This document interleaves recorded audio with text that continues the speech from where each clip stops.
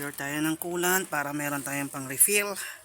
So medyo upper lang yung nailagay ko, pero okay lang naman yan. Ayan, sa mga nakaklik, i-check nyo rin yung mga reservo ninyo, baka mamaya hindi nyo mamalaya matuyuan na kayo ng coolant. Okay, ayan, puno pa yan. Okay, very good. Tapos pinuksan ko na rin yung kanyang radiator para malinisan ng konti sa gamit yung ating pressure wash na mahina lang. Okay, yan, napakahalaga na meron tayo laging ganito para in case na ma-check natin yung ating coolant na nabawasan na, meron tayong pang refill agad.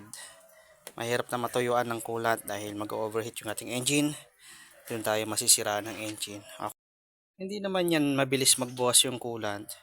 Sa amin kasi mga rider, Angkas rider, Lalamove rider, dyan madalas mas mabilis magbawas yung coolant. Pero sa mga bahay trabaho lang, hindi naman ganun. Pero syempre, kailangan nyo pa rin i-check yan, baka mamaya meron namang leak. Okay.